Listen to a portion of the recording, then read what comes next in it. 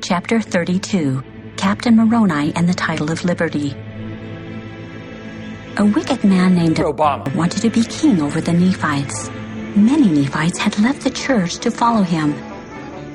If Obama became king, he would try to destroy the Church of God and take away the people's liberty. When Captian Moroni, the leader of the Nephite armies, heard of Obama's plan to be king, he became angry. Moroni tore his coat to make a flag. On it, he wrote a message to remind the people to defend their religion, freedom, and peace. Doesn't anyone notice this? I feel like I'm taking crazy pills! This is Infants on Thrones, the philosophies of men mingled with humor. We are the Quorum.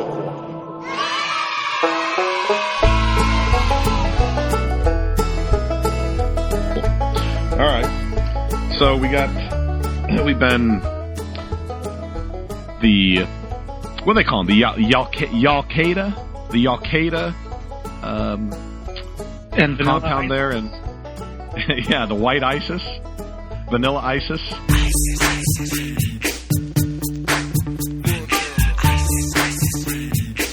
Taking place in Oregon, and it's just kind of blowing up the not just the internet, but certainly the Mormon blogosphere. So we've gotten some requests to talk about it and try to analyze it. We were asked to do a smackdown, and I don't know how you'd smack this down, but when that came in, I thought, I'm in this group, and there's this crazy guy who got really interested, and as far as I'm concerned, is the veritable expert simply because he's chosen to read everything there is about the background and the ins and outs of why this Bundy clan is up there taking over a federal visitor center of some federal land up in Oregon. So I figured we'll bring him on and educate us on what the hell's going on and the connection to Mormonism and everything else. So we got Drew. Hey, Drew, thanks for coming on. Hey, glad to be here. You bet. So, yeah, I'm interested in what caused you to be so interested in this topic and to learn so much about it. I think part of it, of course, is the Mormon connection and having been, born and raised LDS. I think it's also part of it is that I was really conservative when I was an active Mormon, and so I'm very versed in what that mindset is like. And I've had buddies who are big gun nuts and have kind of told me a little bit here and there about the Patriot and militia movement, although I've never personally delved into that until this Bundy Ranch thing that happened back in 2004, and then just most recently again, starting to get curious about them. And I think in general, I'm just always fascinated by topics where it seems like crazy people are involved. And I just really, I don't say it to be a jerk, but I just really think Ammon Bundy's crazy. But then on the flip side, I just also have this view of humanity based on nothing more than my, personal human experience, that even the people that we think are crazy and bad and evil, from their own perspective, they think they're good. They think they're righteous. They think they're engaged in the good fight. And so I realize that no matter how misguided or bad or stupid or wrong I think they are, I'm just always curious to try to put myself in their shoes and figure out their mindset, because I know that there's got to be some way that from their mindset, they're right. And I just want to figure out, what is it? What cause is it? And what is your mindset that leads you to occupy a federal, bird sanctuary? Yeah. Well, I get in the name of God. Yeah. And liberty. I get a little annoyed. At every topic on in the news or really anywhere where it really seems like there's only two sides. There's very much a false dichotomy of this is one way and this is the other way, and nobody seems to even attempt to see the other side. So when this issue with the Bundys, you've right. got you definitely have political leanings that are one way or the other without really taking the time maybe to critically analyze what brought them there in the first place and what their perspective is and those types of things. So maybe we can do some of that and actually at least give people a reason to hate them if that's what they want to do. So yeah, I want to start. Go ahead. No, I was just going to get started from the forgot. background. Sorry. So sure. Let's. I'd like to. You brought out some of the background and where this thing started. That wasn't with the Bundys, but with this group called, or this family called the Hammonds. You want to start there? Well, I think it might be worth. I really think it's in order to understand who Ammon Bundy is and what the current standoff is all about in Oregon. You have to go back to 2014 with the big standoff at the Bundy Ranch. Do you know? All right, I do want to about that? Yeah, no, I do know about it. I just want to interject here because there were some emails amongst the infants about whether or not people could come on, and Glenn pointed out, somebody said, well, I can't make it. And they said, oh, no, Drew's coming on. Just come in late. We'll be just past the introduction about 3 hours in, so it'll be fine. So Awesome. Yeah, so the Bundys in 2014, the Clive Bundy, you're talking about the Clive Bundy. I'm glad to know that I have a reputation for being thorough and informative. That's right. But okay, yeah, so the so Clive you want Bundy. To start with the Hammonds then? Yeah, let's do that. Let's actually do that, and then focus on this. I don't know that the Clive and Bundy thing is necessarily directly relevant, other than to show this guy's mindset. And I could be wrong on that. It goes to what this guy's overall cause is, and the overall cause is, and this is one that has existed for 150 years. It's been a controversial political issue that usually is just smoldering under the surface in the western states, but every now and then it flares up again. And the issue is the fact that the federal government in all of the states in the East and the South and the Midwest, the federal government only owns about 1% to 2% of the land in those states. But in the West, it's a totally different story. In the West, the government owns anywhere from 30% to 85% of the states. So the low is Montana, which is 30%. But in Nevada, where the Bundy Ranch is, the federal government owns 85% of the land. And it's just been a big political controversy that boils over from time to time. And I mean, that's really what this whole thing is all about. What Ammon Bundy's protesting. Yeah. And Bundy takes a position, right? He cites to the Constitution says that the federal government shall not own land outside of D.C. or something like that, right? Right. But because of what happened in 1849 when gold gets discovered in California, and around the same time silver gets discovered in Nevada and Colorado, and at this time these are all federal territories. All of a sudden Congress looks at this and says, we're sitting on a gold mine, we're sitting on a silver mine with all these territories in the West. And so when Congress decides to turn these federal territories into states, Congress does something that it's never done before, which is it decides, instead of just hanging on to 1 or 2% of the land, we think we'd like to hang on to a lot more. And so Congress, when they turn these territories into states, they hang on to these huge swaths of land. And so ever since then, you've got states like Nevada where 85% of the land is federally owned and federally managed, where essentially you've got this really odd situation where you've got this state called Nevada, but the feds own 85% of it.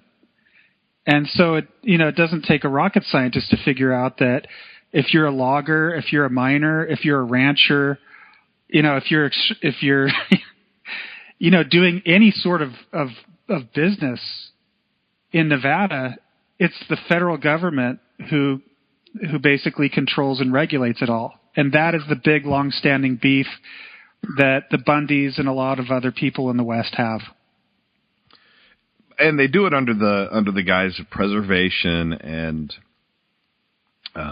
environmental protections, and to prevent the loggers and the ranchers from coming in and just decimating these areas. I mean, the ranchers that are letting their cattle graze, as I understand it, that causes real damage to the land.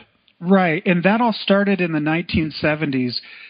Previous to that, the federal government basically was just there to receive applications from, businesses or ranchers that wanted to use federal land. The feds would let them use it and in return collect fees, whether it was mining fees or grazing fees. And so for a long time, the federal government didn't prohibit people from using these federal lands. To the contrary, they let people use them. What happened is there was a big shift in around the 1970s where you have Americans have become a lot more environmentally conscious, and Congress starts passing a lot of environmental protection legislation. And one of the big ones was the Endangered Species Act in 1973. And that is when you have these situations occurring all over the West where if there's an endangered tortoise or there's an endangered, snail darter, or there's some, to most people obscure endangered animal, all of a sudden the feds come in and say, well, hey, we've got this thing called the Endangered Species Act.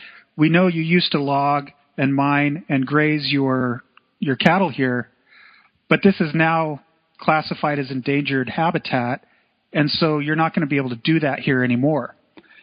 And you can I think you could put yourself in the Bundy shoes and say, well, if our way of life is grazing cattle, and we've been doing it on BLM land for decades and decades. I mean, the Bundy Ranch has been there since 1877. And then all of a sudden, the feds tell you that you can't graze on that land anymore because there's an endangered desert tortoise.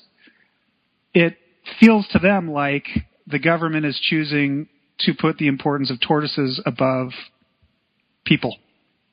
Yeah.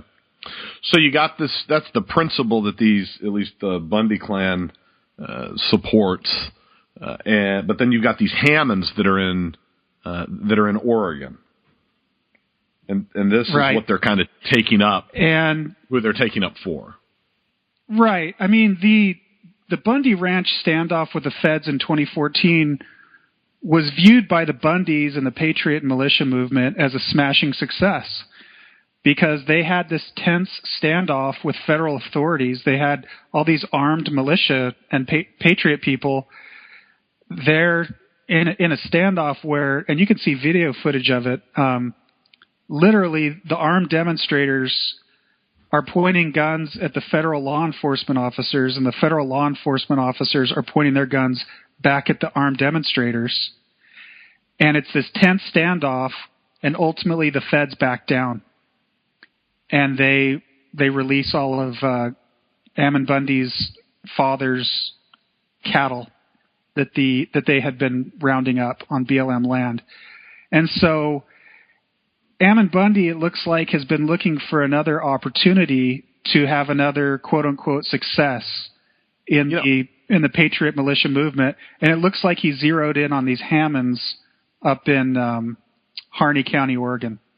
So I guess I never realized the result or the resolution of that standoff there with Bundy up in Nevada. So he won, and he now gets to graze on federal land, and they don't stop him. Is that what happened? He didn't win in that sense.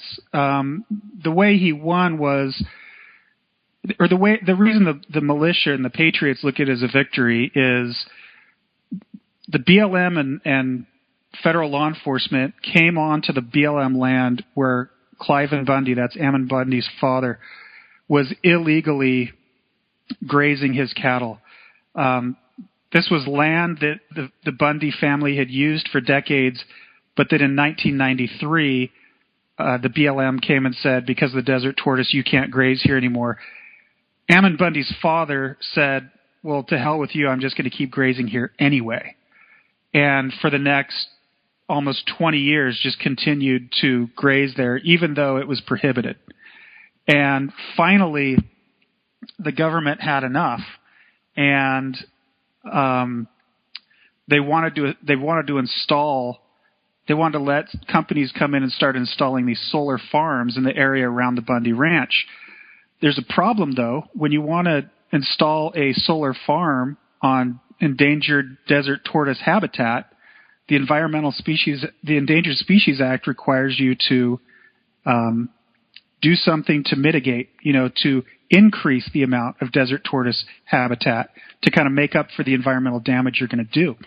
And the main area that the BLM designated to restore desert tortoise habitat was this area called Gold Butte, right next to the Bundy Ranch, where the Bundys had been grazing. And that is what made Ammon Bundy's father just flip out, because he looks at that and he says, let me get this straight. If it's me, just Joe Rancher, who wants to graze my cattle on this land, you tell me I can't do it because the desert tortoise is too important. But if a big company who's being legally represented by Harry Reid, the Senate Majority Leader, most powerful, Democratic senator, if Harry Reid's son is working on behalf of a big company to come put in a solar farm on endangered desert tortoise habitat, you, the BLM, bend over backwards and find a way to allow him to do that. And so he just looks at that as, this is government being bought and paid for by big corporations. It's not really about the desert tortoise. It's not really about the average Joe. It's about who the big companies are, and are you, for example, employing the sons of prominent senators to be your lawyer. That's what the big beef was. And so in order for that solar farm to go in, the BLM had to do what it had previously failed to do, which is to take a hard line with Bundy and get his cattle off that land so that they could restore the habitat for the desert tortoise. And Bundy, despite a court order, Bundy refused to take his cattle off that BLM land. That essentially forced the BLM and federal law enforcement to go into that Gold Butte BLM land area and round up all of Bundy's cattle. And once they rounded up all of Bundy's cattle, the Bundys started hearing rumors that the feds were intending to euthanize all the cattle. And that is when Bundy and his hordes of Patriot militia followers or buddies with guns went to Gold Butte and had that tense standoff with the federal authorities. And as a result, the feds let the cattle go, but they haven't let him graze there. But the militia looks at it as a victory because they brought guns and they had a standoff with the feds, and the feds let the cattle go. And they're not in jail. And they're still not in jail. And whether or not they actually broke a law then or breaking a law now is a discussion I want to have at some point. But so that's the backdrop. Sure. That's the 30-minute backdrop, which I actually do find interesting, that piece of it, to the Hammonds, who are also ranchers in Oregon. Right. No, my understanding is they're not ranchers in Oregon. They're not? No. Oh, I'm sorry. The Hammonds are ranchers in Oregon. I'm sorry. Yeah. I thought you said the Bundys are ranchers in Oregon. No. Yeah, no. The Bundys have connections to Arizona and Nevada, and Ammon Bundy in Arizona, Cliven Bundy, his father, in Nevada from the standoff last year. But so the Hammonds are out there, and they're ranchers, and there's a father and a son. And let me see if I'm going to try to do that. Just do a quick thumbnail here. Sure. Just so I can feel like I'm talking too, and then tell me if I've missed anything. But there's a father and son. They're the Hammonds.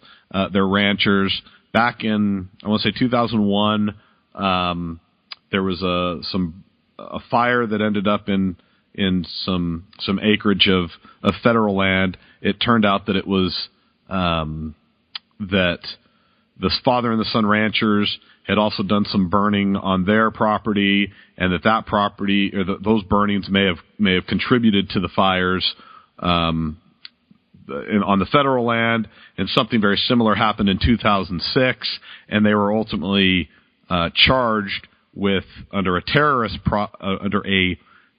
terrorist statute of arson or destroying federal property, and they were convicted and are facing 5 years in prison for that. And I know there's some other details that make what they did less seem less criminal, I guess, which probably is worth going into. That's your cue to clean me up. Oh yeah, I mean the main thing there is that I think the two main points there are, number one, I think most Americans would be surprised to know that you can be convicted of violating an anti-terrorism act without being a terrorist, and without there's no element to say, hey, you've done these things and you're a terrorist. Right. I mean, what happened was in 95, you have the Oklahoma City bombings, and so the next year Congress wants to do something to make it look like they're doing something to stop terrorism. So they passed this act called the Anti-Terrorism and Effective Death Penalty Act of 1996, and they lay out all these crimes for destruction of federal property. And of course, in the context, when we're thinking destruction of federal property, we're thinking, oh, I don't know, someone driving a Hertz truck full of, gas and fertilizer that blows up a federal building. I mean, that's what everyone is thinking of. But the way the act is written is all the prosecution has to prove to convict you of, arson or destruction of federal property is that you intended to do something that ended up destroying federal property. And because these Hammonds lit these fires that spilled over onto federal land, and a jury felt that these Hammonds did actually have the intent of burning some of the federal land, the jury found that these guys were guilty. And what happened is that the sentencing, the judge looked at this and says, well, I know that there's this mandatory minimum 5-year sentence that I've got to give these guys under the statute, but this just doesn't seem to fit the circumstance. These guys aren't terrorists. They didn't kill anyone. Mother Nature's already taken care of the damage. All the juniper and sagebrush has grown back. The judge says, I think it would violate the Eighth Amendment, which prohibits cruel and unusual punishment. I think it'd be cruel and unusual punishment to send a 70-year-old rancher and his son to jail for 5 years for burning some juniper trees and sagebrush. And so the judge only gave the father 4 months and gave the son 11 months. They served their time. Meanwhile, the prosecution appeals to the Ninth Circuit, asks the Ninth Circuit to make the district court impose the mandatory 5-year sentence. Ninth Circuit agrees with the prosecution. And these guys that never happens, by the way. The Ninth Circuit never agrees with prosecution. Right. I mean, personally, I think the Ninth Circuit was. I think the Ninth Circuit was putting its finger in the eye of Congress on the issue of mandatory minimum sentences because it wanted to show the ridiculous outcomes that can happen when you've got these mandatory minimums. So, long story short, these Hammonds get ordered to turn themselves in so that they can go back to jail for another 4 years. And they're ordered to return on January 4th of this year. And it's since been announced that they have turned themselves in, but that's where our buddy Ammon Bundy comes onto the scene to try to offer to help him. Or to stage this protest, at least. Right. I mean, what he did is he talked to the Hammonds in November of just last year and offered basically to do Bundy Ranch Part 2 or Bundy Ranch all over again, which is, hey, I'll rally a bunch of militia guys and you guys can refuse to turn yourselves in, and we, the militia, will surround your property with a bunch of armed guys with guns, And if law enforcement comes and tries to arrest you and cart you off to jail, we'll do a standoff with them like we did down at the Bundy Ranch. The Hammonds turned them down, though, which, of course, was smart. Nothing to do with the Bundys. They didn't want to touch it with a 10-foot pole.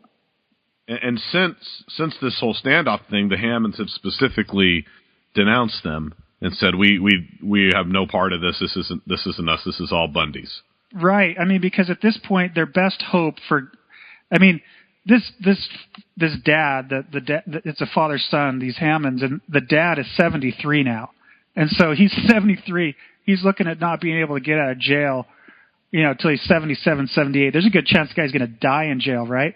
So at this point, his best chance for not dying in jail is a presidential pardon.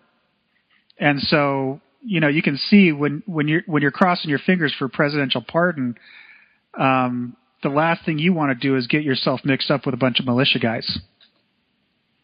Yeah, right.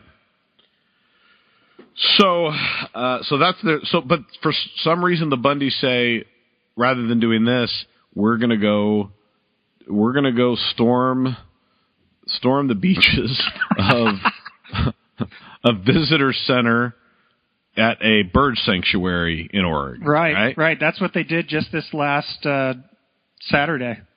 They held a little, they went and they rallied a bunch of locals who were sympathetic to the Hammonds. They, brought in a bunch of militia guys from outside of Oregon, and there's a lot of people in the militia movement who are upset by how Ammon Bundy and this other guy named Ryan Payne, how they pulled this off, because what they advertised to the locals was, come out and just participate in a demonstration, in a protest. We're going to go to this wildlife refuge where these federal offices, and we're going to carry around signs and chant slogans, and we're going to, say how pissed off we are about what they've done to the Hammonds. And what happened is, all of that happens, but then at the end, Ammon Bundy and a group of these militia guys say, hey, we want to occupy this visitor center at a wildlife refuge. And a lot of the locals are looking at this going, what the heck? I mean, I signed up for a protest. I signed up for a demonstration. I didn't sign up for an armed occupation. That's like a whole other animal. So a lot of people feel like, Ammon Bundy was not upfront about what he was really there to do. Right. So the main thing, or the main conversation, I think, has been around, because they've used, around the Mormon tie-in, because they've used Ammon Bundy and his dad, and leading up to this and this whole standoff now, have used scriptures and a lot of the rhetoric we see in the Mormon church. Right. And I mean, Ammon started doing this back in November. He started sending out emails to, all his militia networks, telling them to stand at the ready to, it signals that he's working on something. In these emails, he's quoting lingo for, Mormon lingo. Like, for example, he says, and he has said, ever since this occupation started, he's used expressions like, what the federal government does to us will be a type and a shadow of what will happen to the government. And that's like right out of Abinadi telling King Noah, when Noah orders him to be burned at the stake, hey, what you're doing to me is a type and shadow of what's going to happen to you. So it's very clear that Ammon Bundy's mindset is immersed in the Book of Mormon struggle between, sometimes in the Book of Mormon there's a righteous government, but sometimes in the Book of Mormon there's a wicked government. And you've got guys like heroes like Captian Moroni in Alma chapter 60, who write a letter to the government and say, if you don't do a better job at protecting the liberty of the people, I'm going to come to you with my army. I'm going to come to the capital. I'm going to come to Zarahemla, and I'm going to smite you with a sword, and I'm going to stir up insurrection everywhere. So it's pretty clear that that's what Ammon Bundy's mindset is.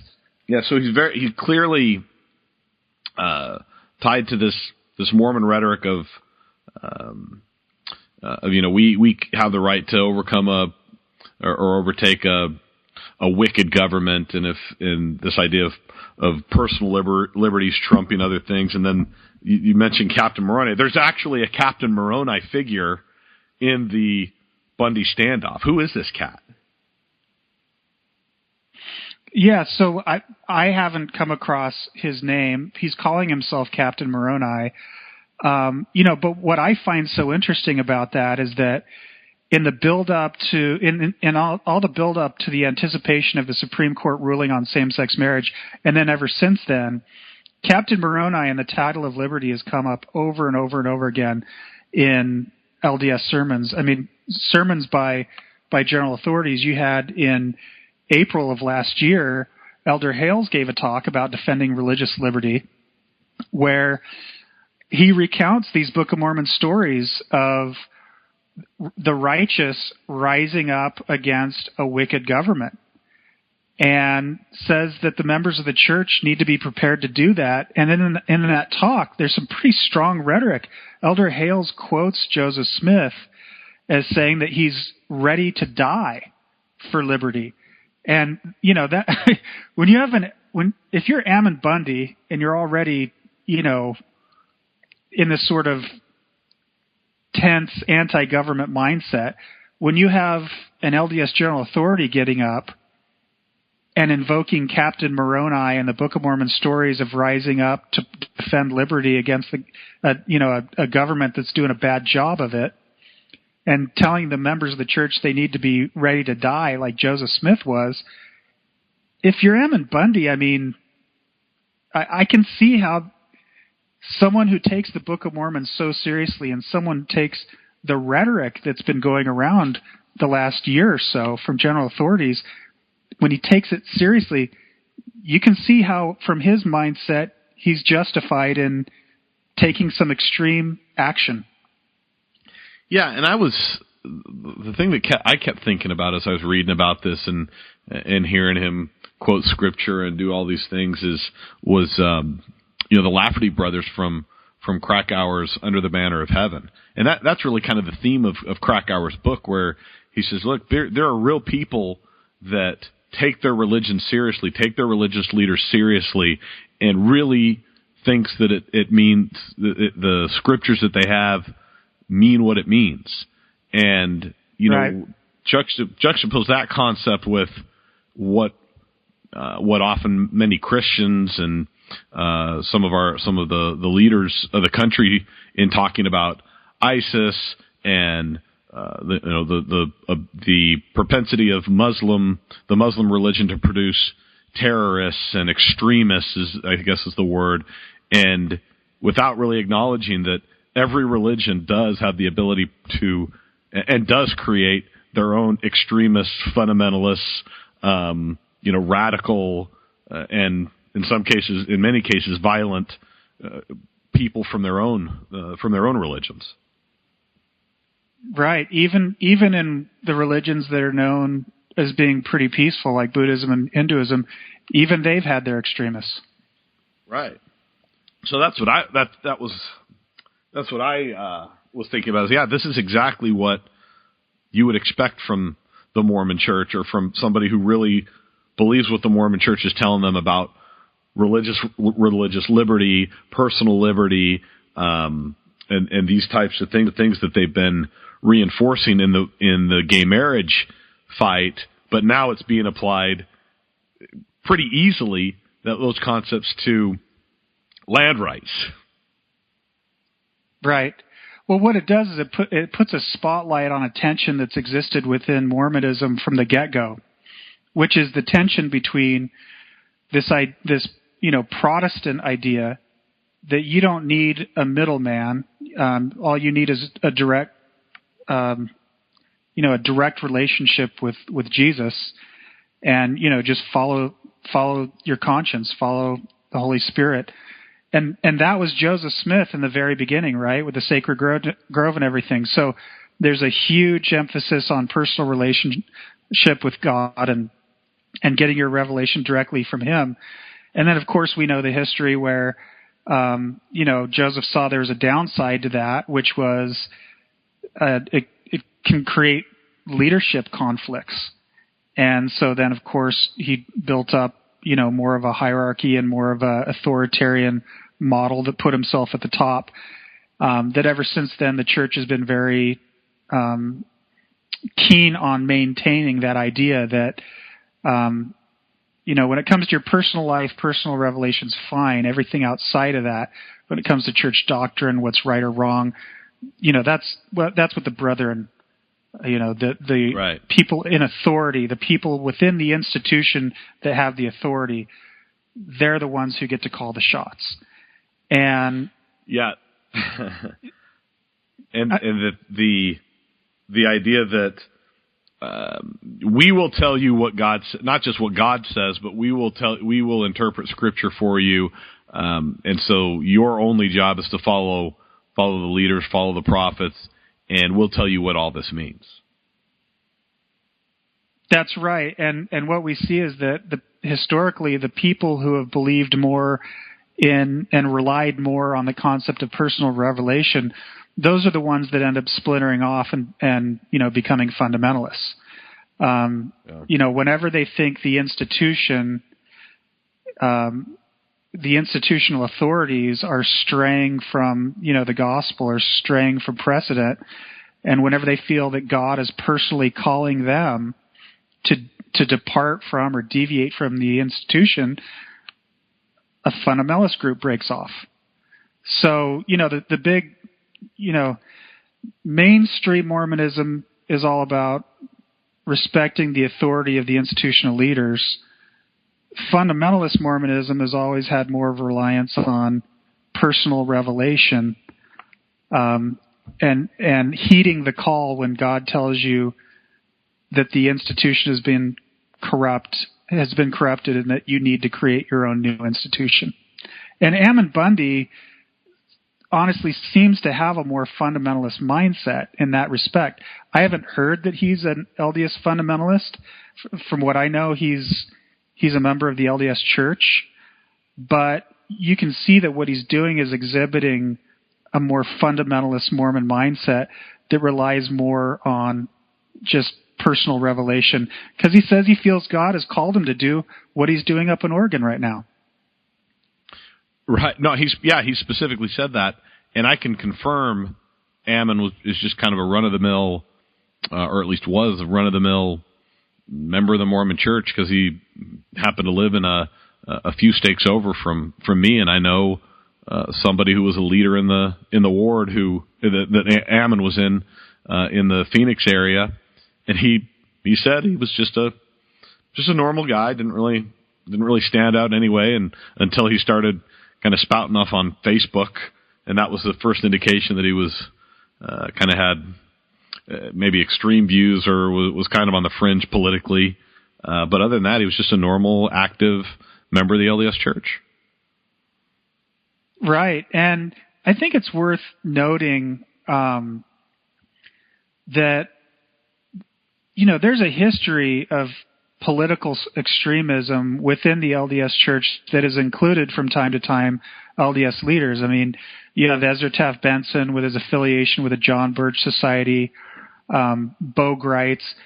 There has been from time to time a strain of Mormonism that becomes very political, and in the 60s, 70s, 80s, extremely conservative, and they are the ones who really rely on the Book of Mormon story. I mean, because, we get told, it gets drummed into our heads that this was a book written for our day, reserved for our time. It's going to help us figure out our problems that we're going to have in our society, in our government, and it's going to show us the way of how to deal with them.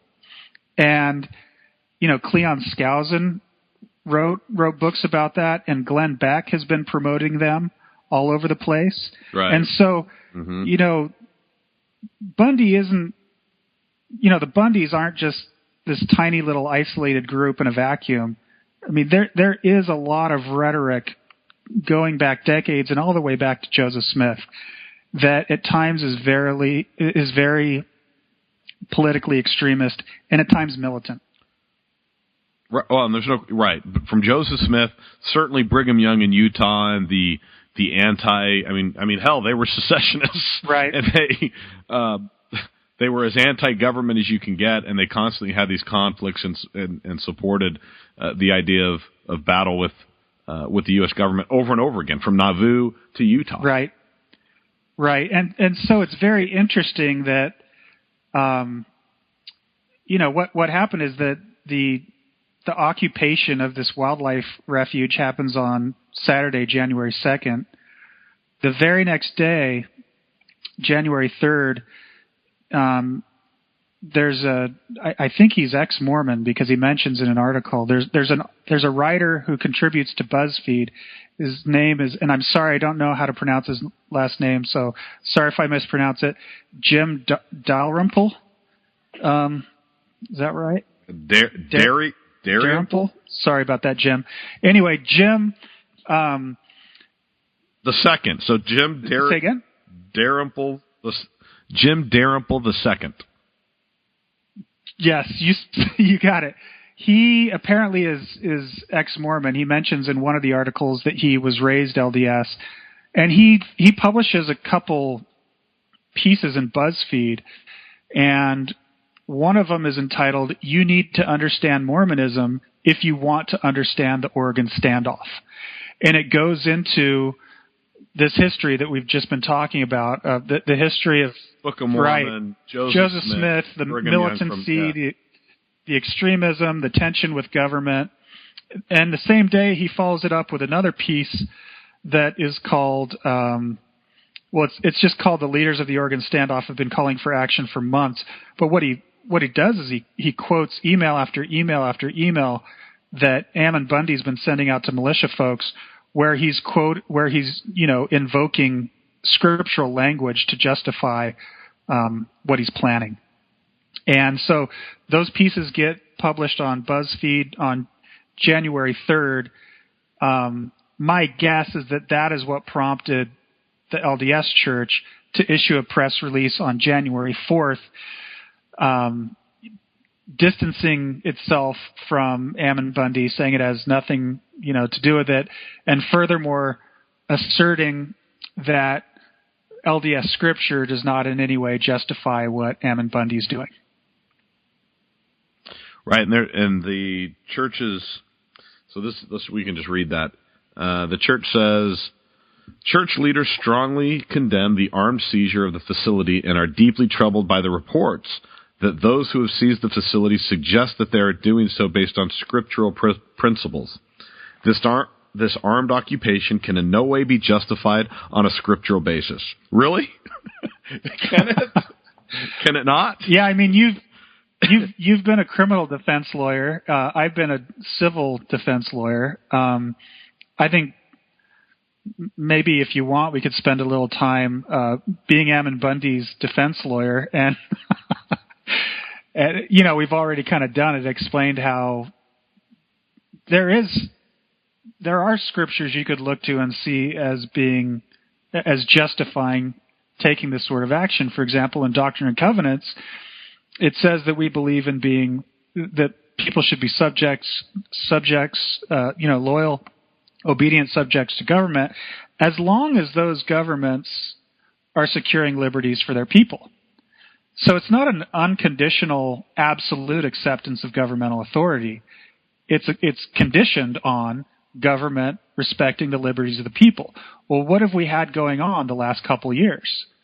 We've had LDS leaders, including apostles, getting up at General Conference saying that religious liberty is being trampled upon.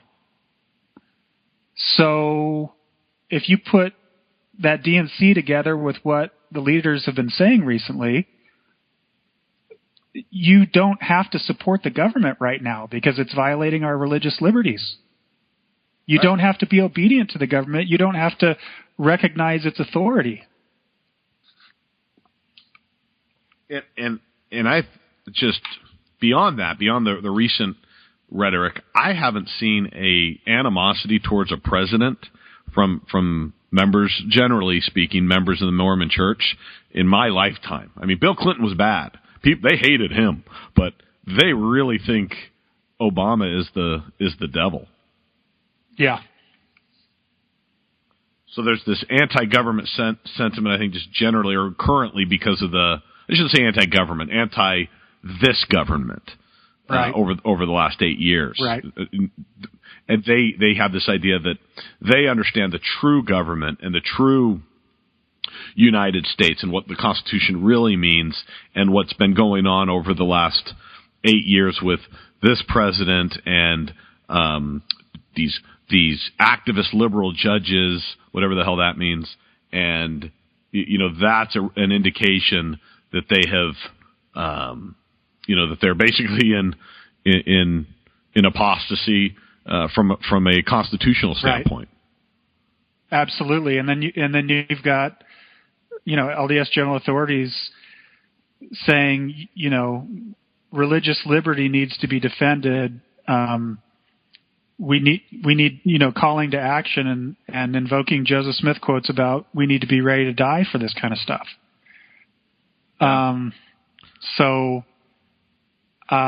But anyway, regardless, Ammon Bundy got thrown under the bus and disavowed. So it brings me to the idea of the connection to some of these, they keep calling them terrorists, the vanilla ISIS and the terror that they are, these rancher terrorists. And what do you think about the idea of comparing them to terrorists or to ISIS or to Al Qaeda? Al-Qaeda is the other one, comparing them to Al Qaeda. Yeah, I like Yokel Haram too. Yokel Haram was another one. Interestingly, the one who started calling the Bundys domestic terrorists was Harry Reid. He did that just a few days into the whole standoff between the Bundys at the Bundy Ranch and the BLM back in 2014. Here's where I see an overlap with terrorists, and here's where I don't. Starting with the obvious, they're not killing civilians for the purpose of instilling fear in the population in an overall concerted effort to, defeat the U.S. government. On the flip side, there is a parallel in that Bundy is adverse to the U.S. government. And furthermore, that the authority that he's claiming for his actions are that he's got God on his side and he's got guns. And there's a funny meme I saw today where it has Ammon Bundy saying, God told me to fight against the United States government. And then right next to that is a picture of a jihadi holding a Quran, and he says, what he said.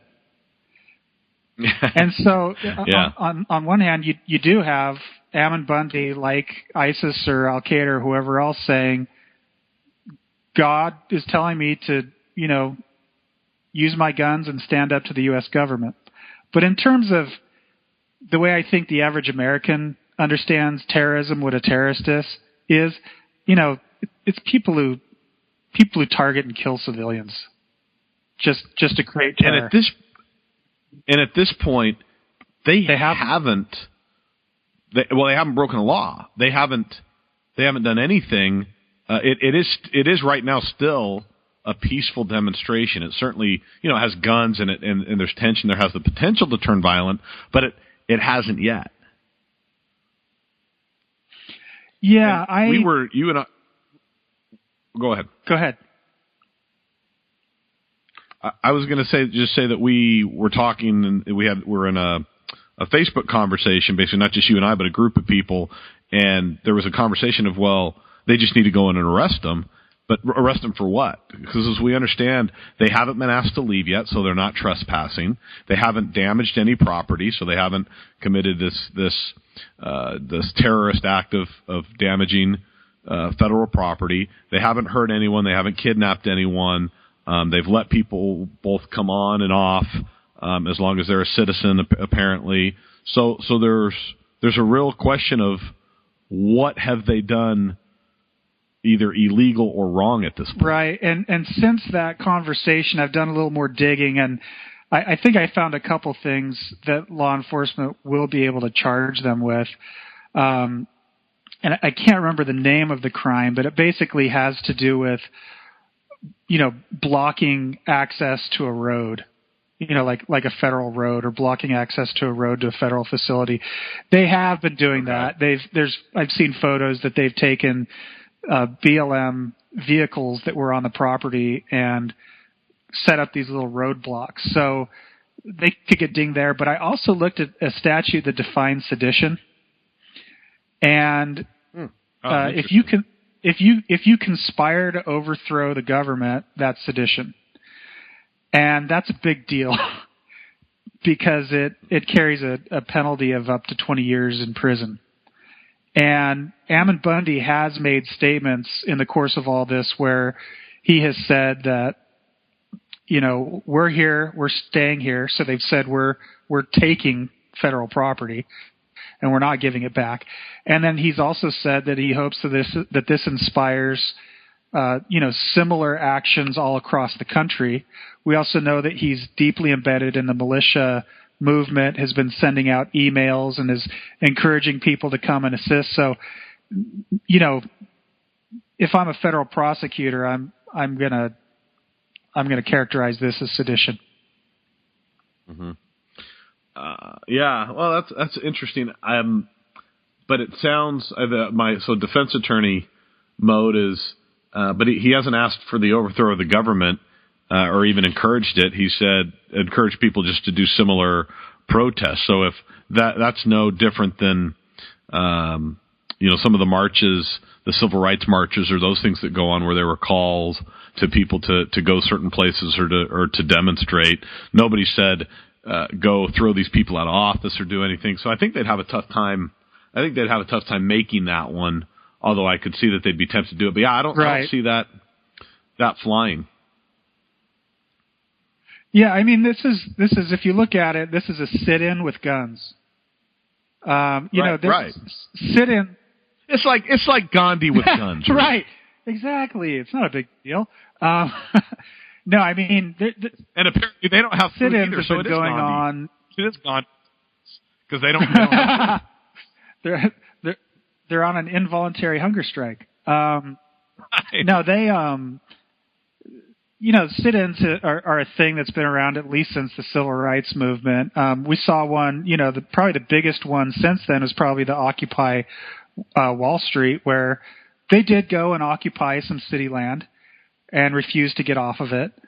They didn't bring their guns, but from what I can tell, the government treated the Occupy Wall Street movement with kid gloves. And so far, the federal government's been treating the Ammon Bundy Oregon situation with kid gloves too. According to Ammon Bundy, the feds haven't even made contact with them, and they haven't even asked him to leave. And so the feds are being really smart because they're not giving Bundy what he wants, which is an armed standoff with federal authorities that will serve as a magnet, a beacon and rallying point for all the militia people all over the country. Instead, what the feds are doing, it's so smart. They're having the local sheriff be the spokesman. And the local sheriff, I don't know if you've seen him, but he looks like a guy who, is a rancher who lives in rural Oregon. And he's not intimidating, he's not overbearing, and he's been respectful, and he's just respectfully asked Ammon Bundy and that group to leave. So, so far, there is no armed standoff, and the feds are taking a low profile on this. And I think the standoff in Nevada last year, I mean, this all, to me, goes back to Waco, and there's no way that they're going to let that happen, anything near that happen again. I mean, that's just such a black eye on the federal government, and no way they do that again. Right. Both Waco and Ruby Ridge have been the moral justification that the militia movement has pointed to basically make their point that we have a tyrannical, hostile, aggressive, murderous government that needs to be resisted and possibly overthrown. And it seems the federal government's learned their lesson from Ruby Ridge and Waco, that when they go in with brute force, they only make the militia numbers grow and create militia sympathy. And so what we've seen since Waco and Ruby Ridge, there was a standoff in Montana. I don't know if you remember it. It was called like the Montana Freeman. And the feds handled that totally differently. They didn't, surround the ranch with a bunch of guns and, start firing or anything like that. They, relied on negotiators to bring a peaceful resolution to that. And it looks like that's the tactic that the federal government's taking here as well. Yeah, they're also trying to turn them into Cuba by just isolating them, right, and turning off their heat and the electricity, which they certainly don't have a right to, and it's not theirs. And they don't have food, so they're asking for people to mail them food or somehow try to send them food. Yeah, I mean they've asked for. I mean, people have probably seen the memes going around about that. The "Don't Tread on Me" flag, but "Don't Tread on Me" has been replaced with "Please send snacks." Yeah. I mean, it makes them look. I mean, if ISIS is the JV team of Al Qaeda, it makes Ammon Bundy look like the JV team of the American militia movement. I mean, it looks, and he's also the most inarticulate spokesman of any political cause ever. The press has been basically twisting his arm in interviews to try to get him to say what he wants. And initially, he was just super vague and said, well, we're just here because we want the people to be free. And, we've got a terrible tyrannical government and we just want people to have liberty and have freedom. And they've been pressing him since then. And so he has come up with a couple demands. He says that he'll leave the property if, number one, the Hammonds get released from jail, and number two, if the ownership or control of this federal wildlife refuge is turned over to state or local control. To me, the attempt to be so PR savvy is taking a page out of the Mormon Church's book when they were dealing with gay marriage and those things, because it was always we are pro-religious freedom, pro-religious rights. It was never. They did a good job of embracing that, because the pro-equality side was just, this is about equality and our rights and equal rights. And they said, no, it's about equal rights. It's about our equal rights, the religious rights. So they did a good job doing that. And that's what Bundy seems to be trying to do, although with a lot less skill, I guess. Right. Forgot what else I was going to ask. So we've covered a lot. That's pretty good. What else did we want to cover? I think I mean, if you got a second, let me look back at just the little thing that I set you earlier with possible, angles of this to cover. One second here. The other thing I thought have found interesting is some of the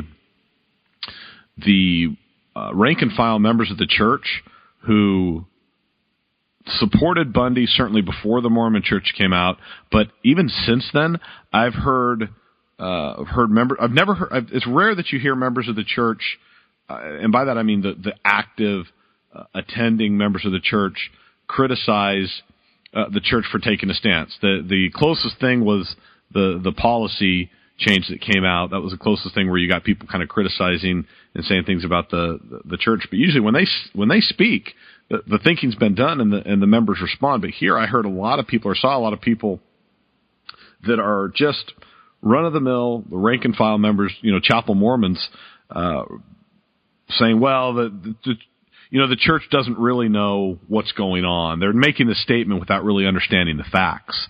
And I was just blown away by how willing people were to continue to support, at least in principle, what the Bundys are doing. No, I know. I noticed when I go to the Bundy Ranch Facebook community, well, first of all, I was surprised to see how many likes that community had gotten. When I first looked at it, it was around 130,000. I thought there was no way that many people would even know who the Bundys are or sympathize with them. I got to tell you, though, just in the last 2 or 3 days, they've picked up an additional 15,000 likes on that page just from this additional publicity. And I noticed that 2 of my Facebook friends had liked the Bundy Ranch page, and I know, one of our mutual friends in the group the Facebook group we're on, he mentioned that he has 8 LDS friends who have liked that Bundy Ranch community. And that blows me away.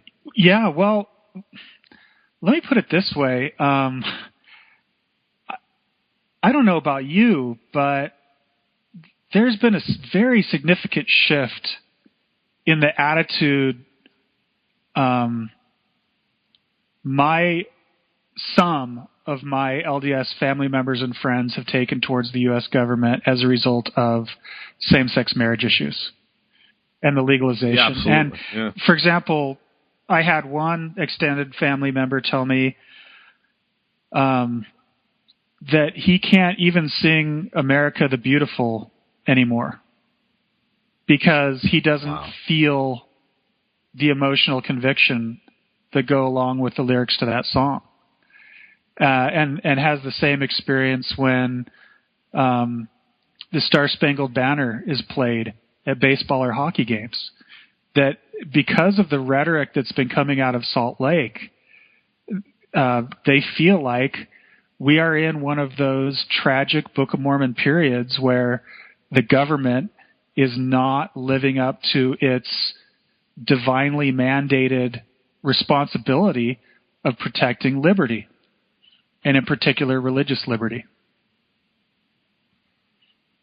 And what's the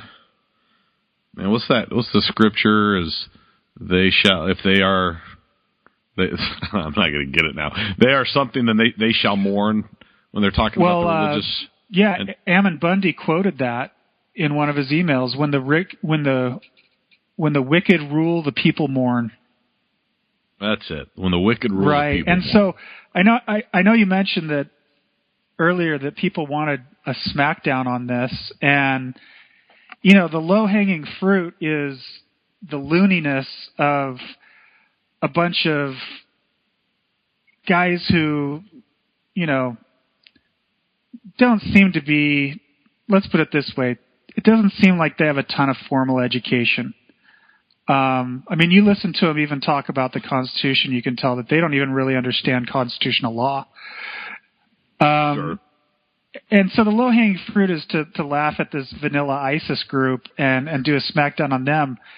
If there's any smackdown I can offer, I offer it on the LDS Church, which is when you guys get up in General Conference and publish ensign articles that characterize that quote Book of Mormon scripture that comes from a time in the Book of Mormon when the government was being run by wicked men who were corrupt and who were not defending and protecting the liberty of the people, and that's what you're quoting and likening it to the present day situation, and then quoting Joseph Smith about being ready to die to defend liberty.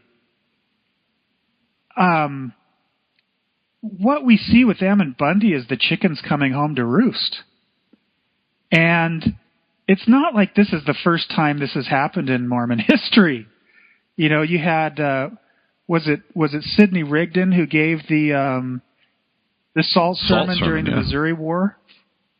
Which, and if you want to talk about a parallel. In the Missouri War, David Patton, who was one of the apostles, charged down a hill on a galloping horse with a rifle in hand towards Missouri militia and got gunned down. And in fact, last time I was in Salt Lake and went to the Church History Museum, they've got his rifle up on the wall. So you can't, we've seen historical examples where strong rhetoric from church leaders has morphed into extremist kind of action. And personally, my smackdown is on the LDS church leaders on this one, is Ammon Bundy is the chickens coming home to roost with all the rhetoric lately. It's been in the context of same-sex marriage and religious liberty, but it's all been based in Book of Mormon scripture of examples of righteous people rising up against a wicked government in defense of liberty. Well, in fairness, the church really just wants to say, well, we just mean when it comes to genitals. When it comes to genitals, that's what we mean. Not when it comes to anything else. Then they need to make it more clear, because when you hold yourself out as God's mouthpiece on earth, and people actually believe you and take you seriously, you better be extremely careful about what you say and how you say it. And if there are any boundaries or lines that you don't want your members to cross, if you want to make it perfectly clear what you're saying and what you're not saying, you have the responsibility to do that. Because we've seen that when they fail to do that, when they leave things kind of vague and open, like quoting Joseph Smith being ready to die for liberty, crazy stuff can happen. We've seen it happen before, and it's happening right now. And it really, we all know that when they talk about religious freedom and protecting liberty, it's a wink to all those people who are anti-gay marriage, and that's the message that they're sending, and they're doing it somewhat cryptically. But your point's absolutely right. Is other people are hearing these messages, and the thing that they care most about, whether it be land rights or gun rights or something wrong with the government, or hell, some dispute with their neighbor that they just feel particularly justified in and wronged in some way, they can apply that to that scenario. Right. And I would, just kind of encourage listeners, go back and read Elder Hale's talk from April 2015, especially the last half or third, and put yourself in Ammon Bundy's shoes and ask yourself if there's anything in there that would make you feel like what you're doing is justified. Because there's some pretty strong rhetoric in there. Yeah, including being willing to die. Right, and that's what Captain Moroni, I don't know if that was the Captain Moroni quote, the Captain Moroni of the Oregon standoff. Reporters asked him, "Why are you here?" He said, "I'm not here to kill anyone. I came here to die."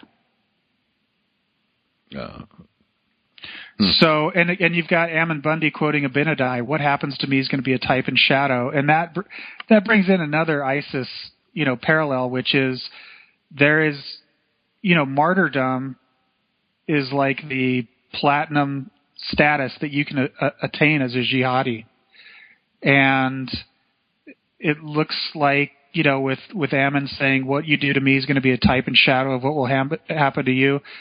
He's looking at himself like a martyr, like Abinadi.